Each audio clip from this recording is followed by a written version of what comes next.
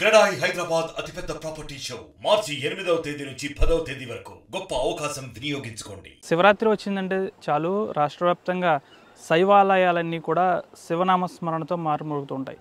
రాష్ట్రవ్యాప్తంగా కూడా అన్ని శివాలయాలకు దాదాపు చాలా చరిత్ర ఉంటుంది. ఈ నేపథ్యంలోనే పశ్చిమ గోదావరి జిల్లా పెనుమంట్ర మండలం నత్తారామేశ్వరం గ్రామంలో ఉన్న రామేశ్వర స్వామి ఆలయానికి కూడా ఒక విశేషమైన చరిత్ర ఉంది. ఈ ఆలయం దాదాపు 11 నెలలు ఈ విధంగా నీటిలో మునిగి ఉంటుంది. అసలు ఈ ఆలయ చరిత్ర ఏంటో ఇప్పుడు మనం తెలుసుకుందాం.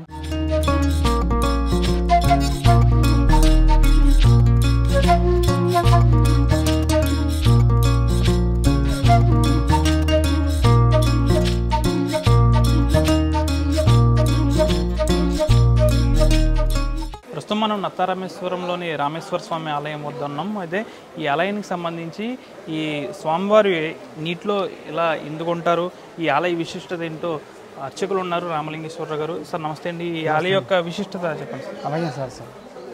ఓం శ్రీ మహాగణాధిపతయే నమః. శ్రీ గురుభ్యో నమః. హరి ఓం. గణానాంతః గణపతిం వామహే కవిం కవీనాపమస్రవస్తం జ్యేష్ఠరాజం బ్రహ్మణాం బ్రహ్మణస్పద ఆనస్వన్వన్నోతిపిస్తే సాధనం. శ్రీ గురుభ్యో నమః. హరి ఓం. ఈ నత్తారామ క్షేత్రం అండి, ఇది పెనుమంట్ర మండలం అండి. ఈ నత్తారామ క్షేత్రం, నా పేరు రామేశ్వర రామలింగేశ్వర అర్చకండి, ప్రధాన అర్చకండి.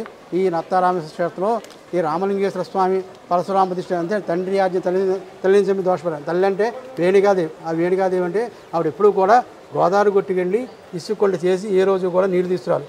ఆ రోజు మహారాజులు గంధర్వకంజులు రాక్షసులు విపరీతంగా ఆనందంగా వెళ్ళిపోతున్నారు. వాళ్ళందరినీ చూసి ఆనందపడిపోయి ఎప్పుడూ కూడా ఆవిడ ఎప్పుడూ కూడా శిరస్సు ఉంచుకుని ఆ కొండ చేసుకోవడం నీళ్ళు తీసుకురావడం. ఆ రోజున ఎప్పుడైతే వాళ్ళందరినీ చూసిందో ఆనందపడిపోయింది. ఎప్పుడైతే భర్త ఇలా చూసావు కదా అని కొడుకులు కేకేసి ఎవరు కూడా నేను సంవరిస్తున్నాను, పరశురాముల వారు నేను సంవరిస్తాను, నా తల్లి నాకు కావాలి, నా సేవంతో ఎక్కడైతే ఓంకార ప్రతిష్ఠ ఉన్నారు. తండ్రిని రాజుల్ని రాక్షసులు విపరీతంగా అందరినీ సంవరించాడు, వాళ్ళందరినీ బతికించారు. ఎక్కడైతే ఓంకార ప్రతిష్ఠ అన్నాడు. ప్రతి నది తీరాన్ని తిరుగుతున్నాడు. కైలాసవరం శివుడి దగ్గర కూడా వెళ్ళాడు. శివుడు కూడా అదే వరం ఇచ్చేసాడు. ఇదంతా దండగారు, ఎలా ఉంటారు, పుల్లు సింహాలు అంటే వాళ్ళు గురవజ్యంలో నీరు తీసుకుని నూతిలో కొంచెం జపం చేసుకునేవారు. ఎప్పుడైతే గోస్తుంది గోవు స్థలాన్ని పడినది, ఎప్పుడైతే నది వచ్చేస్తుందో వాళ్ళు పైకి వచ్చి మాయైపోయారు.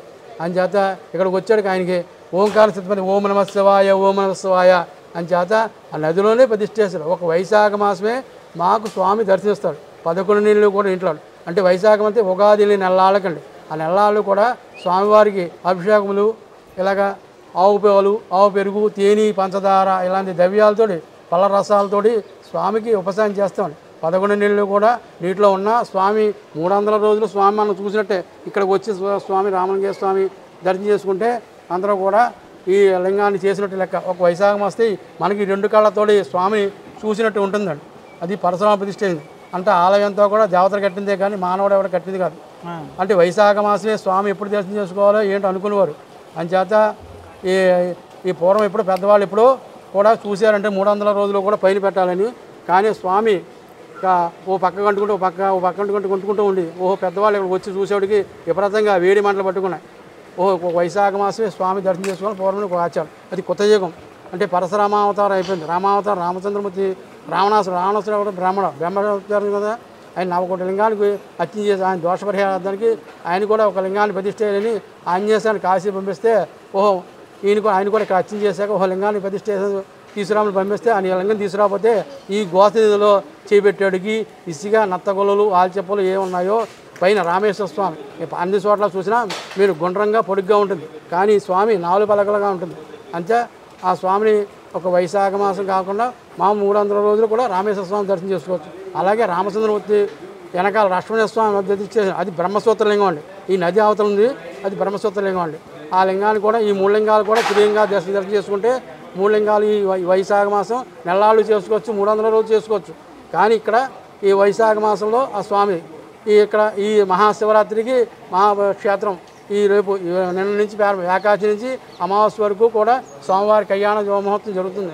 రామలింగేశ్వర స్వామి, రామేశ్వర స్వామి, భద్రకాళేశ్వర వీరభద్ర స్వామి, ఉమాశివత లక్ష్మణేశ్వర స్వామికి పాంచాన దివ్య కళ్యాణ మహోత్సవంగా స్వామి విపరీతంగా స్వామివారి దర్శనం మహాశివరాత్రి రోజుని వైభవంగా రథోత్సవం అన్నీ కూడా స్వామివారి జరుగుతుంది.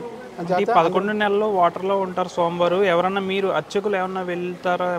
ఈ 11 నెలలు కూడా స్వామివారికి అన్నీ కూడా పైనుంచే ధూపదీప నైవేద్యాలన్నీ కూడా పైనుంచే కానీ ఒక్క నెలలే స్వామికి లోపలికి వెళ్ళి లింగాన్ని చేసి మనకి ఈ 2 కళ్ళతో చూడాలి. 300 రోజులు మన స్వామి మనం చూస్తున్నాడు. మనం చూడాలంటే ఒక వైశాఖ మాసం వచ్చి ఆ స్వామిని కళ్ళారా మనం చూడాలి. ఈ 2 కళ్ళు మనకి భగవంతుడు ఇచ్చింది కళ్ళు. గోస్తాని నది ఇప్పుడు కనుమరుగైంది అంటారు. గోస్తాని నది ఇక్కడ కనుమరుగు ఏమైపోలే స్వామి, ఈ నదిలోనే ఉన్న స్వామి. అంటే ఈ ఆలయం ఈ మధ్యన కాలంలో మేము షుగర్ బ్యాటరీ నీళ్ళు పాడైపోయిందని చెప్పి మేము గోడ కట్టి లోపలికి మంచి నీళ్ళు తోడుతున్నాం. అంటే బాగా ఆ నీళ్ళు ఈ నీళ్ళు కలుస్తాయి, కలవకుండా ఏముండదు. కాస్త కోస్తే నీళ్ళు కలుస్తాయి. మరి నీళ్ళు మనం ఎక్కడ ఆపగలండి? పూర్వం కూడా పెద్దవాళ్ళు కూడా ఈ స్వామి దర్శనం చేసుకుంటాకే అక్కడ వల్లఘాట్లో అడ్డం వేసేసి స్వామి దర్శనం చేసేవారట. కానీ అది కూడా కొట్టేసేదంట, బాగా వచ్చేస్తూ ఉండేదంట. నది ఎప్పుడు ఆగేది కాదండి. ఇప్పుడు వైశాఖ మాసం కూడా మాకు నీళ్ళు అలా పారుతూనే ఉంటాయి స్వామి. అది సార్. శివరాత్రికి ఎంతమంది భక్తులు ఇక్కడికి వస్తూ ఉంటారు? చాలామంది వస్తారు సార్, చెప్పలేమండి సార్. అంటే కొన్ని వేల మంది వస్తూ ఉంటారు. మేము అంత అబ్బరి చేస్తాం కదా స్వామి. అది అన్న సమారాధన ఈ 5 రోజులు కూడా స్వామి విపరీతంగా స్వామివారికి దర్శనం చేసుకుని ఎవరికి ఏ కోరికలు ఉన్నాయో ఆ కోరిక నివసిస్తాయండి. అది స్వామి కూడా ఈ అన్నీ కూడా కోరికలన్నీ నివసిస్తాయి. ఎవరి ఇష్టం వాడదండి. ఇది అది ఏమీ లేదండి.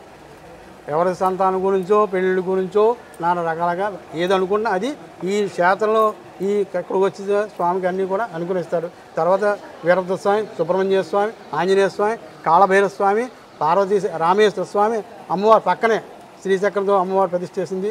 అవతల ఉమాదేవి అన్ని స్వామి కూడా దర్శనం చేసుకుని కలిగితే ఎవరికి తోసిందో వాళ్ళకి అనుగ్రహిస్తాడు భగవంతుడు అని కూడా అని పూర్వం నుంచి ఒక ఆచారంగా నడుస్తుంది సార్. శివరాత్రికి ఎటువంటి పూజలు ఈ ఆలయంలో చేస్తారు? ఎక్కువగా మహాశివరాత్రి నాడు ఎక్కువగా అభిషేకాలు ఎక్కువగా అవుతాయి స్వామి. దర్శనాలు అభిషేకాలు ఎక్కువగా అవుతాయండి. ఎక్కువగా 300 రోజులు కూడా జరుగుతాయి. కానీ అదైనా పొద్దున మాట 10 గంటల వరకే చేస్తామండి. 10 గంటల దాటికి వచ్చి అంటే ఈ మహాశివరాత్రి సాయంకాలం వరకు స్వామివారికి నైవేద్యం సాయంకాలం పెడతామండి. పొద్దున మాటలు ఏం పెట్టాం. మామూలు ఉత్తి రోజులు అయితే 10 గంటలు దాటిందంటే స్వామికి మహానైవేద్యం పెట్టేస్తాం. కార్తీక మాసం కానీ పర్వదినం అయితే ఆపుతాం. ఉత్తి రోజులు ఏం ఆపస్తాం. ఈ స్వామివారికి ఈ 5 రోజులు కూడా మహాశివరాత్రి వైభవంగా రథోత్సవం జరుగుతుందండి. సాయంకాలం ఉమావాసికి రవి సోమేశ్వర స్వామికి, రామలింగేశ్వర స్వామికి బోలేబాడులో విపరీతంగా ఎదురు సన్నాహం జరుగుతుంది. మందుగాలుపు అది కూడా అన్నీ ఉంటాయండి. మన్నాడు మన్నాడు అంటే శనివారం నాడు వీరభద్రస్వామి సంబరం ఉందండి. వీరభద్రస్వామి స్వామి, కాళభైరవ స్వామికి ఇక్కడ విపరీతంగా తులా సంబరం చేస్తామండి. తర్వాత మన్నాడు పుష్పోత్సవం. మహిళ గోబ్రాహ్మణేభ్య సోమత్యం లోకా సమస్త సుఖనో భవంతు. మరిన్ని వీడియోస్ కోసం ఛానల్ ని సబ్స్క్రైబ్ చేయండి. లేటెస్ట్ అప్డేట్స్ కోసం వాట్సాప్ ఛానల్ ని ఫాలో చేయండి. అండ్ లింక్ డిస్క్రిప్షన్ లో ఉంది.